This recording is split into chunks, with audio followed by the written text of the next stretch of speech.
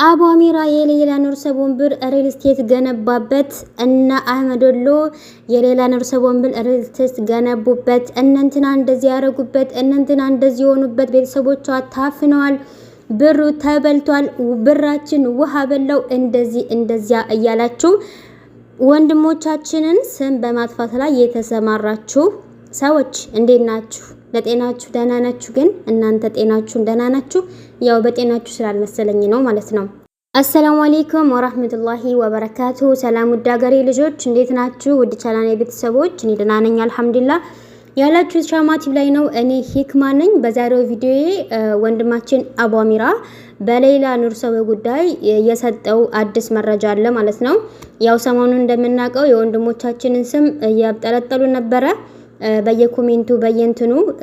ስለዚህ አቡ አሚራ በዚህ ምክንያት የሰጠው አዲስ መረጃ እንደውም ደስ የሚል መረጃ ነው ማለት ነው። በሌላ ኑር ሰው ጉዳይ የሰጠው መረጃ እኔ ግን ለነዚህ ሰዎች የወንድሞቻችንን ስም እየገባችሁ ለምታብጠለጥሉ ሰዎች ማለት ነው ምን አለ አላህን ብትፈሩ። በተለይ ደግሞ ሙስሊሞች ማለት ነው። አንድ ነገር እኮ የአንድን ወንድማችሁን ስም ማጥፋት የአንድ እህታችሁን ስም ማጥፋት ምን ያክል ወንጀል እንደሆነ አታውቁም ነው ግን ወይስ ምንድነው?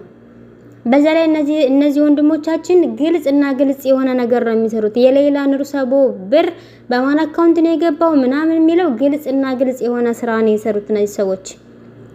ስለዚህ ለምንድን ነው በየጊዜው እየተነሳችሁ የወንድሞቻችንን ስም የምታብጠለጥሉት ማለት ነው? ለማንኛውም እኔ ሪከዳላ በዛባችሁም የአቡ አሚራን ቪዲዮ ጋብዛችኋለሁ። ወደ ቪዲዮ። አሰላሙ አለይኩም እንዴት ናችሁ? ሌላ ኑር ሰቦ ምን ደረሰች? በጨዋ መልክ ለጠየቃችሁኝ እህትና ወንድሞቼ ገንዘብ አዋጣችሁ ይችን እህታችንን እንርዳ ብላችሁ አልቅሳችሁ አዝናችሁ ወርቃችሁን ሁሉ አውጥታችሁ የሰጣችሁት ወንድሞች ያላችሁና ለእናንተ ክብር በትክክለኛው መንገድ ለመመለስ ሞክራለሁ። ዩቲዩብም ቲክቶኩም ሲቀዘቅዝበት የሌላን ጉዳይ እንደ አጀንዳ አድርጎ እየመጣ ህዝቡን የሚያስጮህ ምንም ሳይረዳ ተቆርቋሪ መስሎ ለሚመጡች ለነሱ መልስ የለኝም ከይቅርታ ጋር። ሌላ ኑር ሰቦ ምን ደረሰች? ሌላ ኑር ሰቦ ኦሬዲ እንደምታውቁት ሳውዲ አረቢያ የነበረች የሞት ፍርድ የተፈረደባት እህታችን ነች። በነፍስ ማጥፋት ወንጀል ተከሳ የሞት ፍርድ የተፈረደባት። የሟች ቤተሰቦችም 2 ሚሊዮን የሳውዲ ሪያል ካሳ ጠየቁ። ያንን ገንዘብ እናትና አባት መክፈል ስላልቻሉ በሚዲያ እህታችን ፋሲካ ባወጣችው መሰረት በሚዲያ ጠየቁ። ከዛም ደግሞ ጉዳዩ ወደኔ ሲደርስ እንዲሁ የመጀመሪያውን ጥይት ወደ ሰማይ ተኮስኩ። እህታችን ሌላ ኑር ሰቦ ከሞት እንድታደጋት የሚለው የእናትና የአባቷ ዱዓ ምናልባት እሷም ያደረገችው እስር ቤት ውስጥ ሆና ያደረገችው ዱዓም ደርሶላት ይሁን ዓለም ስለሷ አለቀሰ። ስለሷ ያለ የሌለውን ገንዘብ አወጣ። ገንዘብ የለኝም ቀለበቴን ሁሉ ውሰዱና ሽጣችሁ ለእህት ያድርጉልኝ እስከመባል ድረስ የሷ ጉዳይ ላይ በጣም ሰፊ ሆነውን የሚዲያ ከቨሬጅ ያዘ።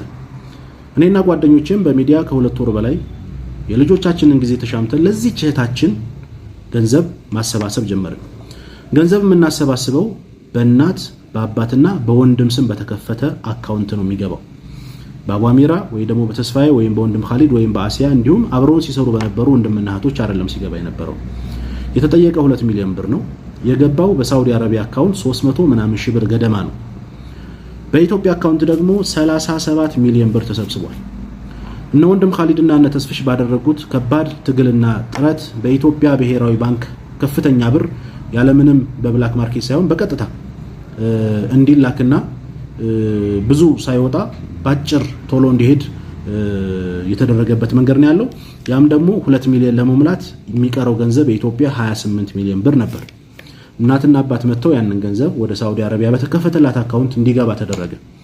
ገንዘቡ ከገባላት በኋላ ኦልሞስት ወደ ሟች ቤተሰቦች የገንዘብ ካሳ ለጠየቁት ቤተሰቦች 2 ሚሊዮን ብር ተከፈለ። በኢትዮጵያ አካውንት በእናት በአባቷ እንዲሁም ደግሞ በወንድሟ በሶስቱ በተከፈተው አካውንታቸው ቀሪ 9 ሚሊዮን ብር አለ ማለት ነው። እሱን ያው አላህ ፈቅዶላት እህታችን በሰላም ከወጣች የምታገለገልበት ይሆናል። 12 ዓመት አካባቢ ታስራለች። ብዙ መስዋዕትነት ከፍላለች። አላህ መቼም አዝኖላት እዚህ መታገሯ ላይ እንድትንቀሳቀስ ያግዛታን በሚል ለቤተሰቦቿ ትተነዋል። የኛ እህታችንን ከሞት ፍርድ ማስጣል ስለነበረ ስራችን አልহামዱሊላህ ረብል ዓለሚን ይህ ገንዘብ ወደ ሟች ቤተሰቦች ካሳ ሲከፈል እህታችን ሌላ ከነበረባት የሞት ፍርድ በነፃ ተገላገለች። የሞት ፍርዱ ተነሳላት ማለት ነው። በቅርቡ እናትና አባቷን እንዲሁ ላይቭ ላይ አምጥቼ ባደረኳቸው ኢንተርቪው እናትና አባቷ እህታችን ልጃችን ደውላልን ነበር። እኔ ጋር የነበሩ የሞት ፍርድ የተፈረደባቸው እህቶች አላህ ይማራቸው የሞት ፍርዱ ተፈጻሚነት ተደርጎባቸዋል። እኔ ግን በመላው ኢትዮጵያ ረብርብ የሞት ፍርዱ ተነስቶልኛል።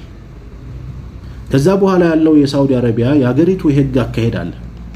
እስር ሊኖር ይችል ይሆናል ወይም ደግሞ ምናልባት የሞት ፍርዱ ከተነሳላት በኋላ የሚካሄድባቸው የቢሮ ጉዳዮች ሊኖሩ ይችላሉ። እስካሁን ድረስ ግን ጉዳዩን በክትትል የያዙት ሪያድ ውስጥ ያሉ ኮሚቴዎችና የሪያድ ኤምባሲ አምባሳደር ናቸው። እንደነገሩን ወንድማችን ደውለን እንደነገሩን ጉዳዩን የሪያድ ኤምባሲ ስራዬ ብሎ ይዞታል። እንዲሁም ደግሞ ሪያድ ያሉ ኮሚቴዎችም ጉዳዩን ይዘውታል። የኛ አቅም እስከምን ጊዜ ድረስ ነበር? እቺታችንን የሞት ፍርዱን እስከማስነሳት ድረስ።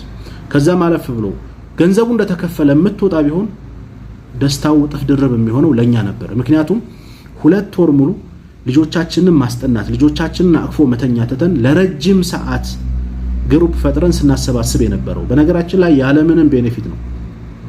ኢትዮጵያ ውስጥ እንደሚያስተባብሩት ሰዎች ኮሚሽን ተከፍሎን አይደለም ይሄን የምንሰራው። ፈጣሪ እናገኘዋለን አላህ ይሄንን እንዳይከፍልናል በሚል ነው የምንሰራው። 2 ወር ሙሉ በሰራነው ደስታው ለኛ እጥፍ ድርብ ነበር። ነገር ግን የሀገሪቱ ያሰራር ሂደት አለ። እሱን ተከትላ ትወጣለች። አሁንም ቢሆን ወንድሟን ደውዬለት ነበር። ወንድሟ ኸደር ይባላል። ደውዬለት ነበር። ደውላልናለች። እስር ቤቱን ቀይረውልኛል፣ ግን መቼ እንደምወጣ እስካሁን አልነገሩኝም እያለች ነው። የሞት ፍርዱ ግን እንደተነሳላት ተናግራለች። ስለዚህ አንድ ማድረግ ያለብን ምንድነው? እህታችንን እስከምትወጣ መጠበቅ ነው። ያው የሀገሪቱ ራሱን የቻለ ህግ ስላላት 2 ሚሊዮን ስለተከፈለ የምትወጣ ቢሆን ወዲያው ያወጧት ነበር። የሞት ፍርዱ እንዲነሳላት ሆኗል፣ ተነስቷል። የምትወጣበትን ጊዜ ሁላችንም በጉጉት እየጠበቅን ነው። ከዛ በመቀጠል ግን እስኪ ትዝብቶቼን ልግለጽ። እባካችሁ ይህንን ቪዲዮ ሼር፣ ኮፒ ሊንክ አድርጉልኝ ለሌሎች ሰዎችም እንዲደርስ። ይሄ በፖለቲካውም በሃይማኖትም ጉዳይ በተለያየ ጉዳይ ላይ እኔ ጋር አሳካራ የገቡ ሰዎች አሉ እንደምታውቁት። እነዚህ ሰዎች ይሄንን አጋጣሚ እንደመጠቀሚያ እኔን እንደማሸማቀቂያ እያደረጉት ነው ያለሁት። አቡ አሚራን በሌላ ጉዳይ ብንጠይቀው ይሸማቀቃል ብለው እያሰቡ ሰድቦ ለሰዳቢ ይሰጥ። በነገራችን ላይ የምትሰሩት ኸይር ስራ በምድር ላይም በሰማይ ቤትም ተከፋይ ስለሆነ የምንሸማቀቅበት ጉዳይ አይደለም። ያዳነው የሰው ነፍስ ነው። በእስልምና ሃይማኖት ያንድን ሰው ነፍስ ያዳነ እዚህ ምድር ላይ ያለን ሰው ነፍስ እንዳዳነ ይቆጠራል ይላል። በመቀጠል በፖለቲካም በተለያየ ኬዝ አንተ የምጠላይ ሰው ዳይሬክትሊ ና እኔን ፊት ለፊት አናገረኝ እንጂ ኢንዳይሬክትሊ በሌላ ጉዳይ ገንዘብ ተበላ፣ አቡ አሚራ በሌላ ጉዳይ አፓርታማ ገነባበት፣ አቡ አሚራ ፎቅ ሰራበት የሚሉ በጣም ብዙ ኮሜንቶችን ያየው ነበር። በነገራችን ላይ አጋጣሚውን ተጠቅመው ቢላ ይዘው የናንተን ውድቀት የሚጠብቁ ሊያርዷችሁ የተዘጋጁ ያሰፈሰፉ ብዙ ሰዎች በዙሪያችሁ እንዳሉ ትረዳላችሁ። እኔ ይሄንን ነገር የታዘብኩት ነገር ነው። ለውጥ አላህ ነው የሚለውጠው። ሰውን ከፍ የሚያደርገው የሚያሳድገው ቁም ነገር ደረጃ የሚያደርሰው የህንፃ ባለቤት የሚያደርገው የመኪና ባለቤት የሚያደርገው አላህ ነው። ለውጥህን የሚጠሉ ሰዎች ይኖራሉ። አዎ የሚወዱልህ ሰዎች እንዳሉ ሁሉ የሚጠሉ ሰዎችም አሉ። እኔ ግን በተለይ የአረብ ሀገር እህቶች ረጅም ሰዓታችንን ለእናንተ አይደለም የታመመች ያው መቼም እንደመመጻደቅ አይደለም ይሄንን ለማስታወስ ያክል ነው። በቤሩት በጆርዳን ልትገደል የነበረችን እህት እንዴት አድርገን እንዳወጣናት የተያመሙትን ኩላሊት ፌል ያደረገባቸውን በጣም ብዙና ብዙ እህቶቻችንን በተለይ በአረብ ዓለም ያሉ እህቶቻችንን ለመርዳት ስማቸው ከሚጠሩ ሰዎች መካከል ቅድሚያ አቡ አሚራና ጓደኞቻቸው ናቸው። ረጅም ጊዜ ለእህቶቻችን ስንውል የሚከፈለን ነገር ኑሮ አይደለም። ይሄን ነገር ታሳቢ አድርጉ። የሀገር ልጅ ነው፣ ወንድማችን ነው፣ የሚዲያ ታዋቂነቱን ተጠቅሞ ያግዘኛል ብለው ስለሚያስቡም ነው አቡ አሚራ ብለው የሚመጡት። ኮመንት ያየው ነበር የሆነ ፖስት ላይ ሁለተኛ በሚዲያ ቢመጡ ማንም እጁን እንዳይዘረጋ የሚል ኮመንት አይቻለሁ። እውነት ለማውራት እኛም በሚዲያ አንመጣም እርዳታ ብለን፣ እናንተም ደግሞ አስረዱን ወይ ደግሞ አግዙን ብላችሁ አትምጡ።